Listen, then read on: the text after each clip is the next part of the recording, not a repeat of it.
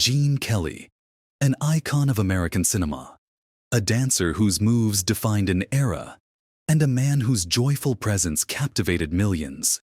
But beneath the charming grin and smooth moves, Gene Kelly was not the perfect star everyone imagined him to be.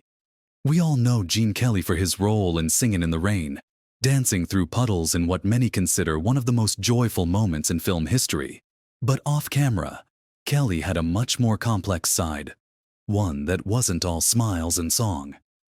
Born Eugene Curran Kelly in Pittsburgh in 1912, Gene's rise to fame wasn't handed to him. Like many stars, his success came after years of struggle.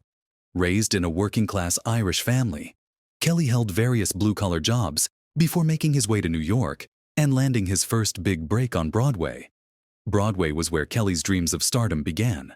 But even then, Kelly's perfectionism was evident. Known for his tireless work ethic, he wasn't always easy to work with. Some who shared the stage with him described him as driven, intense, even demanding. But it was this determination that would eventually make him a Hollywood legend. Kelly's Hollywood breakthrough came in the 1940s. His combination of acting, singing, and dancing, paired with a boy-next-door charm, made him an instant favorite. But it was his role in Singin' in the Rain that truly immortalized him. What we saw on screen was pure magic. But behind the scenes, Kelly's perfectionism often led to tension. The famous dance sequence in Singin' in the Rain, while unforgettable, came at a cost. Kelly famously performed the entire routine with a 103-degree fever. On top of that, many of his co-stars found working with him challenging. Gene Kelly wasn't just a star, he was a perfectionist, and his high standards sometimes crossed the line into what we might now call abusive. Co-stars, including Debbie Reynolds, have spoken about the immense pressure he put on them.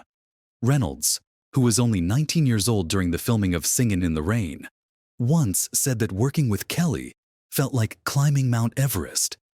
Reynolds even recalled how Kelly pushed her to the point of exhaustion, to the extent that Fred Astaire had to step in and help her with the film's grueling dance routines. Kelly wasn't just tough on his co-stars, he was tough on himself too. Known for pushing boundaries, he revolutionized dance in film, making it more dynamic and integrated into the narrative. His choreography in films like An American in Paris was groundbreaking. But this innovation came at a cost. Kelly's reputation as a controlling perfectionist grew as he gained more creative control over his projects. He once said, "I don't suffer fools gladly." And it showed. Kelly was known for losing his temper on set if things weren't up to his standards. Even his co-director on the Town, Stanley Donen, found the relationship strained as Kelly's demands grew more intense. Kelly's ambition and perfectionism made him a visionary, but it also made him difficult to work with.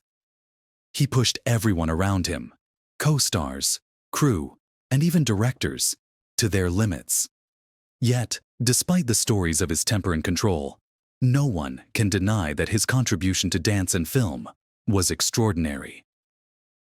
In 1951, Kelly was awarded a special Oscar for his contributions to choreography on film.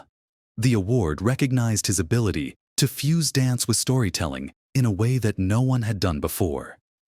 As the years went on, Kelly transitioned more into directing and acting in non-musical roles.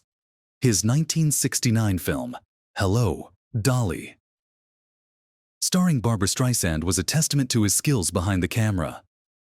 However, his work in drama, such as his portrayal of H.L. Mencken in Inherit the Wind, showed his range as an actor. By this point, the intense, driven dancer we knew had slowed down, but his legacy was firmly cemented. Gene Kelly passed away in 1996 at the age of 83, following complications from multiple strokes. His death marked the end of an era for Hollywood's golden age of musicals. He left behind a complicated legacy, a man who brought so much joy to audiences worldwide, but whose relentless perfectionism came at a price. Was Gene Kelly the perfect star?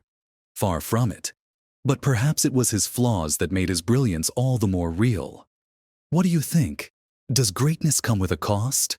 Let us know in the comments, and don't forget to subscribe for more deep dives into the lives of your favorite stars.